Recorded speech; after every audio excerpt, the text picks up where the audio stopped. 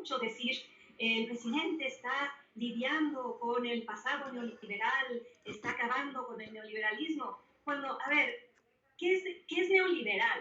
Neoliberal es recortar el tamaño del Estado y reducir la responsabilidad social del Estado, transfiriéndola a particulares, como se ha transferido ahora a los mexicanos la responsabilidad de cuidarse a sí mismos mientras el Estado abdica de su responsabilidad.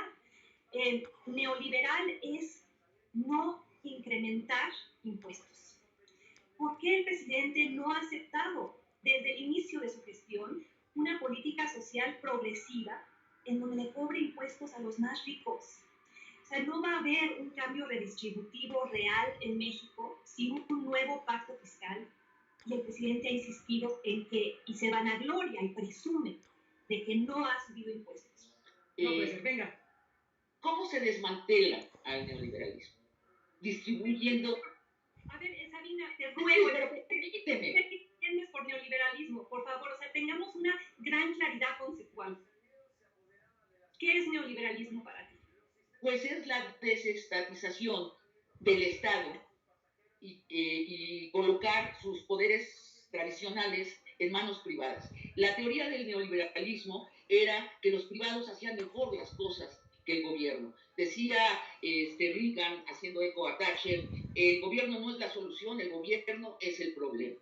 Bueno, nosotros ya vimos a dónde nos llevó el neoliberalismo en 30 años, a que el 1% de la población mundial atesore el 50% de la riqueza del planeta y el 50% de la población del mundo tenga solo el 1% de la riqueza. Eso es a lo que se está enfrentando el presidente López Obrador y lo que prometió desbaratar. Además, en la corrupción atroz, constante que trajo el neoliberalismo. La promesa del neoliberalismo, ¿cuál era? Los gobiernos son corruptos porque los políticos, que son unos estorbos para el progreso, que básicamente hacen nada, crean leyes para estorbarnos a nosotros y roban.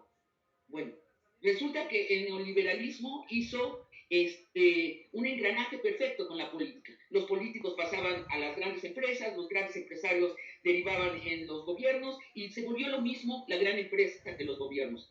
¿Qué hace el presidente? ¿Cómo desmantela ese neoliberalismo? Bueno, para empezar, está distribuyendo textualmente dinero a ese 50% más pobre.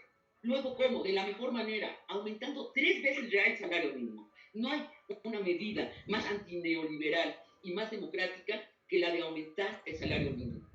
¿Cómo más? Haciendo pagar impuestos por fin a nuestros ricos. Vaya, hasta su banquero, Salinas Pliego, además, su cuate del alma, va a tener que pagar 5,000 millones de pesos de impuestos atrasados y esperemos que paguen muchos más. Luego, el presidente lo está haciendo. Yo encuentro en tu análisis, Denise, una confusión entre los efectos del gobierno del presidente López Obrador y los efectos de la pandemia.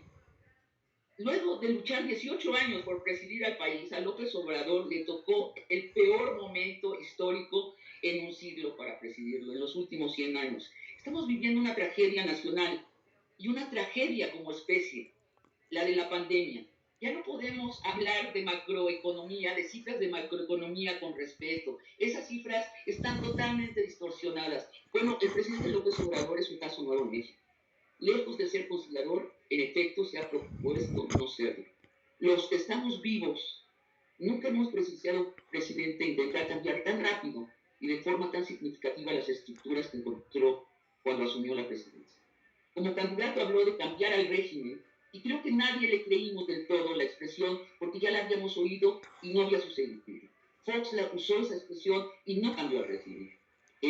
Calderón usó la expresión y no cambió al régimen. Peña Nieto usó la expresión y tampoco cambió el régimen. Bueno, el presidente López Obrador va a cambiar el régimen, lo está cambiando muy en serio.